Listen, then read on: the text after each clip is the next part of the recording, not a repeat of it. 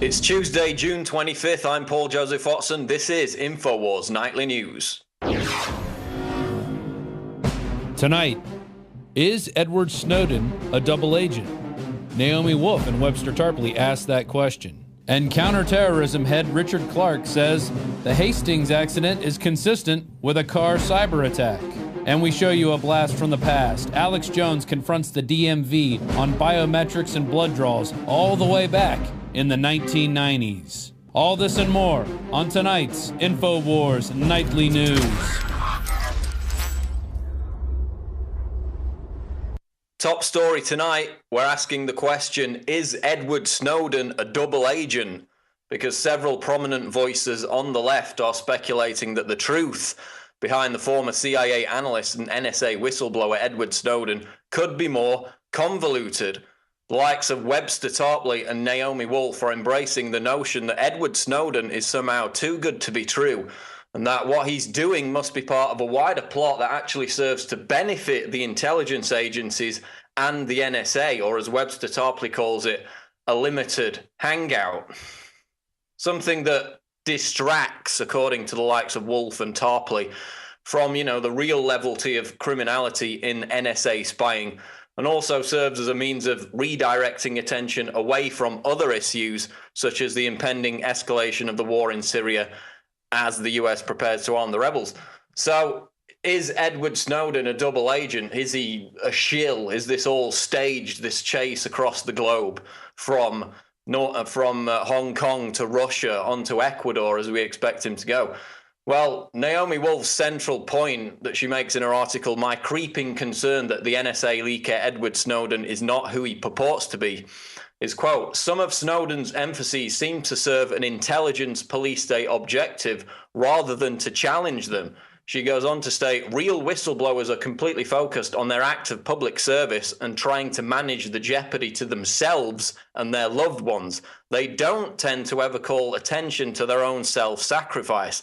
That is why they are heroes, among other reasons. But a police state would like us all to think about everything we would lose by standing up against it." That's what she says Snowden is primarily doing with his rhetoric. Quote, "It's actually in the police state's interest to let everybody know that everything you write or say everywhere is being surveilled and that awful things happen to people who challenge this." She also draws attention to Snowden's slick media presentation skills and makes the illusion that he's been professionally briefed on his talking points. And while no one is above suspicion, we know for years there have been rumors about the true motivations behind Julian Assange. I think there's a tendency amongst people in the alternative media to believe that nobody could ever sacrifice everything and stand up for what's right, as Snowden has apparently done, without it somehow being staged or scripted. There's always this kind of suspicion behind these individuals. And my skepticism of the claim that Snowden is some kind of double agent is borne out by the fact that from personal experience, virtually every day, I read messages from people saying, Alex Jones works for Israel, Alex Jones works for the CIA, Alex Jones works for Stratfor, because some people find it easier, more palatable to invent conspiracies about Alex rather than accepting the fact that he's the real deal, because it makes Alex's success in what he does easier to swallow for those who find themselves frustrated by their lack of success. So there's this kind of defeatist loser mentality that those who stand up for freedom and are successful, or those who, merely attract media attention for standing up for liberty, can't possibly be doing it for the right reasons, can't possibly be genuine and real. So unless we have clear evidence that Edward Snowden is a double agent or a shill, and from what I've read out of both Naomi Wolf and Webster Tarpley, that evidence has not been forthcoming. Let's get behind Snowden. Let's support what he stands for. Let's give people who risk their livelihoods for freedom the benefit of the doubt. Because if we constantly attempt to tear down icons of liberty, then we're only doing the establishment's work for them. And as George Orwell said, the further a society drifts from truth, the more it will hate those who speak it. So again, it's an analysis in not believing that somebody could be real simply because they successfully stand up for liberty. We need to be more positive, more optimistic, and get behind individuals like Edward Snowden. And staying with Snowden news, this is out of RT. Putin, Snowden still in Moscow airport transit zone, won't be extradited. Russia's president says former NSA contractor Edward Snowden is still in the transit zone of Moscow's Sheremetyevo airport. Vladimir Putin says that any accusations of Russia related to Snowden are, quote, nonsense and rubbish. Speaking to journalists in Finland, Putin said there is no extradition treaty between Russia and the US. He also said that Snowden did not commit any crime on the territory of Russia. So, of course, we had the bait and switch yesterday with the journalist boarding the plane to Havana expecting Snowden to be on it. He wasn't, and for a time nobody knew where he was. Now he's apparently still in the Russian airport. Looks like he'll eventually make his way to Ecuador, where he'll be offered political asylum. Lavrov, the Russian foreign minister, has come out all guns blazing again today, rejecting US demands that they turn in Snowden. But the ace in the hole, as far as the United States is concerned, and this is something that Mike Adams discussed in his article yesterday out of Natural News, is the fact that wherever Snowden ends up, don't expect Washington to have any respect for the rule of law in their efforts to throw him in a dungeon like they did with Bradley Manning. Because the US government has a history of conducting covert abductions of American citizens in Ecuador, including, as Adams denotes in this article, Greg Caton, who was kidnapped by US authorities, bundled on a plane back to Miami in 2009 after being put on an Interpol list alongside war criminals and international murderers, all for the crime of selling an anti-cancer rainforest herb. So they won't hesitate to break these rules to get their man. Don't expect them to play by the rule book in the pursuit of Edward Snowden. And in fact, he'd probably be safer holed up in the Ecuadorian embassy in Moscow than he would in Ecuador itself, because obviously US authorities are less likely to invade Russian territory than they are Ecuadorian territory. So we'll continue to track Edward Snowden. But staying with NSA news, this is out of Infowars.com. Congress insisted they be kept in the dark on NSA spying. Congress insisted it be kept in the dark on the NSA surveillance programs recently revealed by Edward Snowden, according to Dick Cheney, Darth Cheney, who approached lawmakers with an invitation for them to provide more oversight back in 2004, but was told by Congress absolutely not. I said, do you think we ought to come back to the Congress in order to get more formal authorization? And they said, absolutely not. Everybody, Republican, Democrat, said, don't come back up here. It will leak. That's what they told Dick Cheney when he actually offered Congress the option to provide oversight to investigate the very same NSA surveillance programs now causing a global scandal. So 9 years before it emerged with the revelations of Edward Snowden, congressional leaders were asked by Cheney if they wanted to provide oversight. They said, absolutely not. Every one of them gave a green light for the NSA to continue violating the Fourth Amendment. They were, quote, unanimous that it should continue.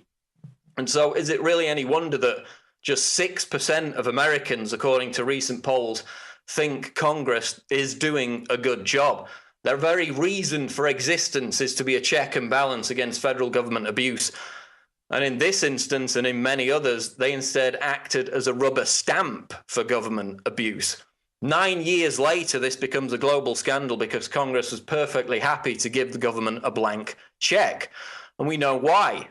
It's the same people who are now calling for Snowden's arrest that gave the green light to the NSA back 9 years ago. The likes of John McCain, Lindsey Graham, Feinstein, Pelosi.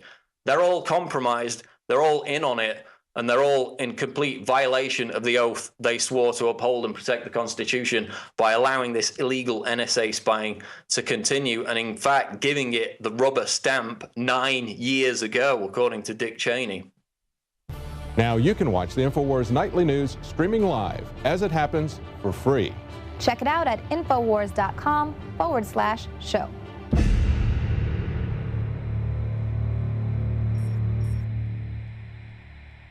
Johnny Appleseed was born during the Revolutionary War. He's not just a legend. And in more than 5 states, he introduced apples that had not even been grown in the colonies. Later, the seeds from plants he planted and cultivated and some of the varieties he developed spread across the United States. And it was Johnny Appleseed teaching the colonists and then the new Americans, after we won independence, the love of planting fruit trees that introduced that idea to North America. Ladies and gentlemen, it is a revolutionary act to unplug from the television, to unplug from the computer and all the globalist propaganda, and to go out in your backyard or your front yard or planters at your apartment or on the roof of the building where you live, and to plant a garden. Become the Johnny Appleseed of your community with seeds from the InfoWars Seed Center at InfoWarsStore.com. The simple act of planting fruits and vegetables and then tending them and taking care of them and then sharing them with friends and family is a revolutionary act against tyranny. The globalists, first and foremost, do not want us to be self-sufficient. The crony anti-free market capitalist, the fascist, are using socialism and collectivism to shut down societies. Stalin in Poland and in Ukraine and other areas starved on record more than 10 million people over 5 years by not letting them grow their own crops and collectivizing them. Mao killed between 65 million and 80+ million people doing this same thing. The UN says they will use food as a weapon. They use genetic evil to attack the earth, and major GMO companies have been caught going into growth belts around the world, even where GMO is illegal, and planting seeds everywhere to infect the genetics of the original crops. Almost all of the thousands of varieties of Mexican corn has been infected. They are in a genetic war against everyone.